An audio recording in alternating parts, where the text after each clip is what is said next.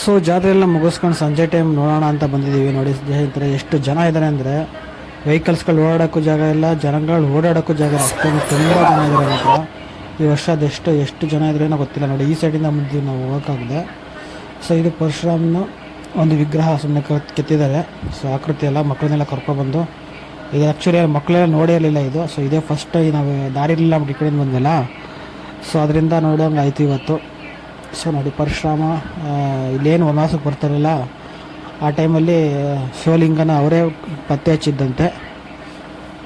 So ನೋಡಿ ಇದು ವರ್ಷಕ್ಕೊಂದ್ಸಲಿ ಕಾರಂಜಿ ಚಿಮ್ಮುತ್ತೆ. ಇಲ್ಲಿ ತುಂಬ ಚೆನ್ನಾಗಿ ಡೆಕೋರೇಟ್ ಮಾಡಿದ್ದಾರೆ, ಇದು ಕಲರ್ಫುಲ್ಲಾಗಿ ಸ್ನೇಹಿತರೆ. ಸೊ ತುಂಬ ವರ್ಷಗಳ ನಂತರ ಇಷ್ಟೊಂದು ಜನ ನೋಡ್ತಾ ಇರೋದು. ಸೊ ಇದು ನಿಜವಾಗ್ಲೂ ಇಷ್ಟು ವರ್ಷ ಇಷ್ಟೊಂದು ಜನ ನೋಡೇ ಇರಲಿಲ್ಲ ನಾನು. ಸೊ ಪ್ರತಿ ವರ್ಷ ನಡೀತಾ ಇತ್ತು, ಬಟ್ ಈ ವರ್ಷ ತುಂಬ ಜನ ಇದ್ದಾರೆ ಮಾತ್ರ. ಸೊ ತುಂಬ ಅಂಗಡಿಗಳು ಮಳಿಗೆಗಳು ಇರೋದ್ರಿಂದ ಸ್ವಲ್ಪ ಜಾಗ ಇಕ್ಕಟ್ಟಾಗ್ಬಿಟ್ಟಿದೆ.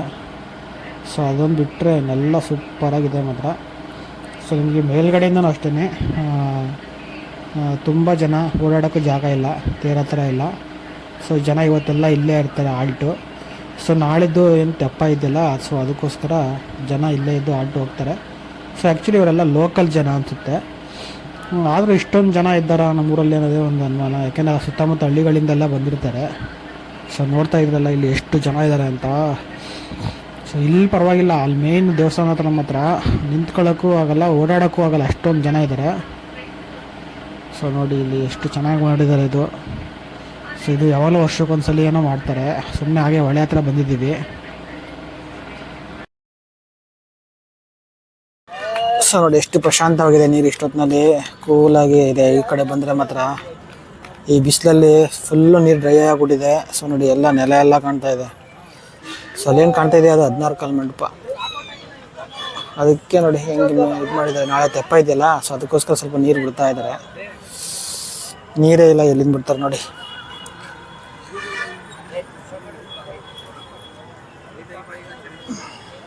ಸೊ ಅಲ್ಲಿ ನಿಮಗೆ ಅದು ಹೆಜ್ಗೆ ಊರು, ಅಲ್ಲೂ ಜನ ಬರ್ತಾರೆ. ಸೊ ಮನೆ ನೋಡಿ, ಅಲ್ಲೆಲ್ಲ ಮನೆ ಇದೆ. ಮಳೆ ಬಂದರೆ ಅಲ್ಲಿ ಗಂಟೆ ತುಂಬ್ಕೊಂಡ್ಬಿಡುತ್ತೆ ನೀರು ಮನೆಗೆಲ್ಲ. ಸೊ ನೋಡೋಣ ಈ ವರ್ಷ ಅಷ್ಟೊಂದು ಮಳೆ ಬರುತ್ತೋ ಇಲ್ವೋ ಒಂದು ಗೊತ್ತಿಲ್ಲ. ಸೊ ನೋಡಿ ಎಷ್ಟು ರಾತ್ರಿ ಹೊತ್ತು ಎಷ್ಟು ಚೆನ್ನಾಗಿದೆ ನದಿ, ಕಪಿಲಾ ನದಿ.